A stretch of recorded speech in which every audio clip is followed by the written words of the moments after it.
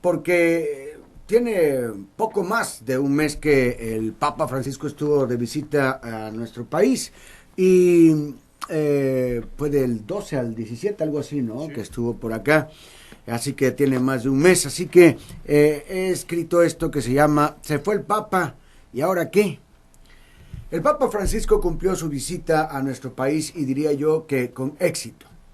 La gente lo arropó, le lloró, le aplaudió, le bailó, le cantó, le regaló, le coreó porras, le hizo la ola, le aclamó. Algunos milagreros ya le atribuyen algún portento. Algunos más creen que la gente del poder lo manipuló y engañó, cuando yo creo solo se engañan ellos mismos. Algunos le critican porque no abordó algunos temas o no recibió a los papás de Ayotzinapa o no se metió a fondo con el tema de pederastia, que por cierto luego y en el avión explicó al respecto y ahora en Semana Santa fustigó fuertemente a aquellos que tienen algo que ver con esto, la pederastia.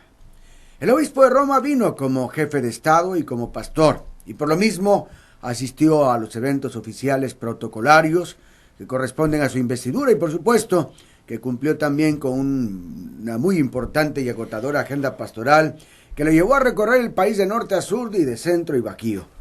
Cumplió su sueño de postrarse de nuevo ante la imagen de la Virgen de Guadalupe, y digo de nuevo porque siendo cardenal ya había hecho una visita a la Morenita. El momento fue de gran intimidad y contemplación. Se reunió con obispos, con sacerdotes, religiosas y consagrados, con niños y enfermos, con indígenas y familias, con jóvenes, con reclusos, con empresarios y con trabajadores. Saludó a todo el que pudo, dando preferencia a los niños, ancianitos y enfermos, ante los que se detenía a bendecir y animar, y aunque estuviera cansado ya por la noche, salía a saludar a la gente que lo esperaba por horas a las afueras de la Nunciatura. Sus mensajes estuvieron impregnados de un sentido pastoral profundo, de tópicos reales y sentidos. Mostró gran conocimiento de los problemas de nuestro país. Así abordó temas como el narcotráfico, la corrupción, la violencia, los valores, la delincuencia en general y la falta de formación de la persona que produce delincuentes y familias disfuncionales con consecuencias negativas.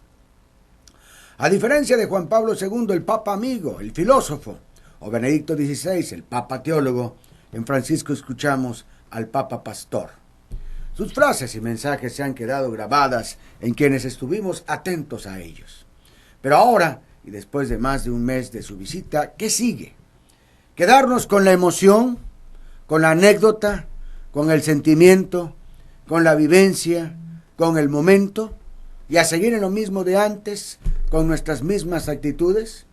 El mal político a seguir transando y engañando, e incluso utilizando el discurso del Papa para fustigar a los corruptos, no dándose por aludidos, e incluso hasta tal vez ocupando la foto que se tomaron con el Papa para granjearse de más fans y votos, claro. Los servidores públicos seguirán siendo negligentes, cobradores de diezmo, prepotentes, creídos, violadores de la dignidad de la persona, algo que tanto ha defendido Francisco. El empresario será explotador y abusivo una vez más, esclavista moderno, injusto y maltratador. Primero la ganancia a toda costa, aún por encima de la dignidad del trabajador. ¿Y el trabajador qué? ¿A seguir engañando a la empresa y robándole? Los sindicalizados amparados en sus derechos, trabajando lo menos que se pueda, dejando de producir, quitando el lugar a otros que tienen verdaderas ganas de trabajar, corrompiendo los nobles y necesarios postulados del sindicalismo. Los jóvenes a seguir en la superficialidad y la pachanga adictiva y viciosa, ninis por no tener ideales o porque se dejan manipular del medio adverso y absorbente. Los obispos seguirán, algunos de ellos, en su vida cómoda, lejana a sus feligreses y sacerdotes que no acaban por entender y atender adecuadamente a sus parroquianos, sobre todo en la escuchoterapia, que merece toda la atención del pastor como el Papa ha puesto el ejemplo, se hace. Sacerdotes, minoría, que opacan la extraordinaria labor de la gran mayoría de curas que se desgastan y envejecen en el servicio a su prójimo. Doctores y enfermeras que, familiarizados con el dolor y el sufrimiento, se alejan de la compasión, de la misericordia y de la caridad, y curan pero no atienden, medican pero sin el recetado tratamiento de cariñoterapia, también ensombreciendo el gran trabajo de muchos servidores de la medicina que son auténticos apóstoles de ella. Los reos a seguir ofendiéndose y dirigiendo las bandas desde los reclusorios para seguir secuestrando, extorsionando y aplastando a los otros, y los custodios y guardias a seguir siendo abusivos, que aceptan sobornos y se convierten en cómplices de los que dominan por la fuerza y el dinero. En fin, los ciudadanos de a pie, comunes y corrientes, a seguir viviendo la indiferencia por los demás, sin la menor intención de hacer lío. El lío revolucionario del amor, de la comprensión, de la empatía y el servicio que recomienda Francisco. ¿Eso sigue? ¿Solo la anécdota? ¿Para qué tanta bulla? ¿Para qué tanta escándalo y tantas porras? Creo que es momento de pensar cómo influirá en mí lo que el Papa dijo y vivió. El ejemplo que nos da con su vida y su compromiso para con los más desprotegidos y débiles. Por último pregunto, ¿qué queremos? ¿Milagros? Si crees en Jesús, cuando Herodes le ofreció la oportunidad de salvación a cambio de un milagro, éste cayó y no se dejó convencer para hacer de su ministerio un acto de circo, un vulgar espectáculo de magia. En cambio le regaló su silencio reprobatorio. Este Papa vino a decir lo que en nombre de Dios creyó debía decir. Puede o no gustar el Papa, creo es lo menos relevante. Lo realmente importante es dar valor a todo ese tiempo frente al televisor pendientes de lo que hacía y decía Francisco. Todas esas horas de viaje para llegar a los eventos donde él se presentó. Todo ese gasto para acudir al llamado. Toda la incomodidad pasada y el tiempo de espera interminable de miles y miles de personas. Y la pregunta adjunta, de nuevo, ¿para qué? Insisto, ¿para una emoción? ¿Para una anécdota? ¿Para un sentimiento? ¿Para una foto? ¿Para echar relajo? ¿Para no dejar solo a mis cuates? ¿Para una estrellita más como catequista o religiosos?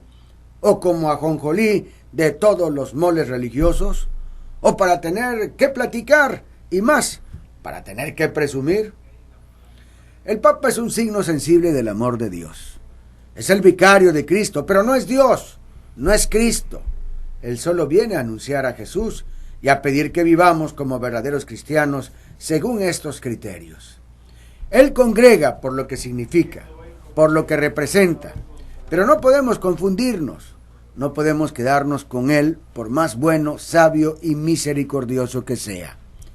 Él pidió actos concretos de misericordia a todos. ¿Cuáles van a ser los míos? ¿Cuáles van a ser los tuyos? Seamos practicantes o no, si me tocaron las palabras, las manos o los gestos, las actitudes o los criterios, los mensajes del Papa, no puedo permanecer igual, si no, solo seré comparsa, borrego, ruido, pachanga, anecdotario, y al final habré usado vanamente mi tiempo y todo habrá sido superficialidad. Y creo que Jesús llama a esto falsedad. El Papa no vino a cambiar nada, solo vino a decir lo que tenía que expresar.